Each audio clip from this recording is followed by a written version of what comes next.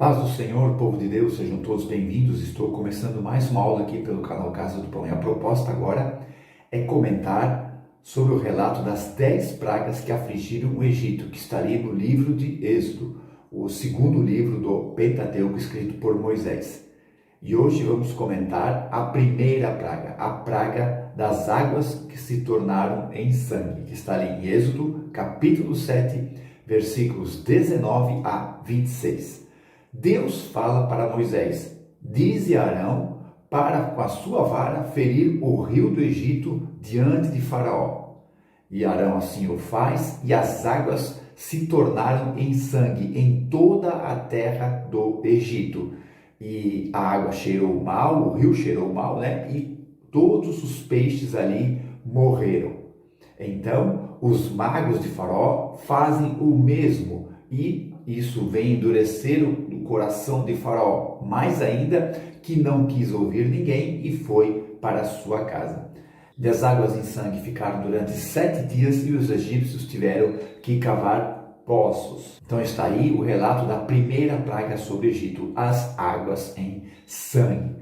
Faraó havia saído de manhã ali, juntamente com seus servos e toda a sua comitiva, para o seu ritual ali no rio do Egito. Porque os egípcios tinham o rio Nilo como um deus. Ísis era a deusa do rio Nilo. Quinum era o deus carneiro protetor do Nilo. E ainda havia Osíris, o deus da terra, que dependia para a sua subsistência. Então, numa tacada só, o Senhor, Deus Jeová, destrói, vence os 3 deuses do Egito. Cada praga relatada aqui, você vai ver uma vitória do Deus Todo-Poderoso, mostrando que Ele é o Deus verdadeiro, e a vitória sobre todo o politeísmo do Egito. Então, por si só, essa questão espiritual já mostra uma grande vitória de Deus, acabando com toda a idolatria do Egito ali. Mas, porém, tem a questão econômica, a questão material. O rio Egito é o rio mais longo do mundo, ele tem 6.650 quilômetros. Então, nessa época, a população do Egito vivia na maioria ali nas margens do rio Nilo. Então, economicamente, o rio Nilo era fundamental para a nação do Egito, como fonte de água potável para a irrigação das plantações ali no Egito. E além disso, quando havia a inundação do Egito, as águas fertilizavam a terra para essa plantação. Então, sem o rio Nilo, o Egito não existiria. Então, essas águas em sangue traria a falência do Egito, porque comprometia todo o abastecimento e economia dessa nação. Alguns teólogos dizem que essas águas não eram verdadeiramente sangue, e sim pareciam ser de sangue devido a um desastre natural que ocorreu ali. Porém, nós sabemos que esse desastre sobrenatural causado pela poderosa mão de Deus fez estrago muito grande na nação. Inclusive, os peixes morreram, onde diz o texto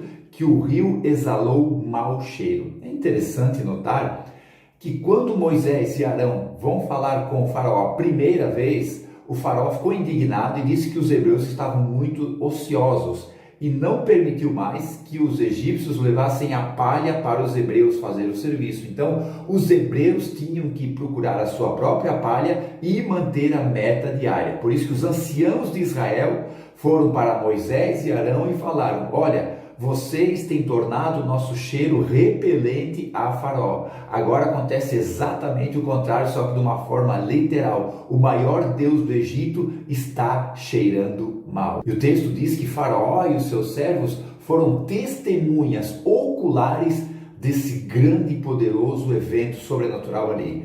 Inclusive, não foi só literalmente o rio, foram lagos, lagoas, vasos, cisternas, reservatórios caseiros que ficaram contaminados, poluídos com a água. E isso ocorreu durante 7 dias. Imagina todo o desastre econômico, espiritual dessa nação ali durante esses 7 dias. Por isso que o texto diz que os egípcios cavaram poços para conseguir água. Talvez por isso os magos conseguiram a água para imitar o milagre perante Faraó. E na verdade isso endureceu o coração de Faraó mais ainda. Faraó ficou mais endurecido ainda e ele não quis ouvir ninguém e foi indignado para a sua casa. E essa imitação ali dos magos, o texto não diz se foi com a ajuda de demônios ou um truque de coloração. A verdade é que eles fizeram igual, trazendo muita irritação a Faraó. Porém, Deus já havia avisado Moisés e Arão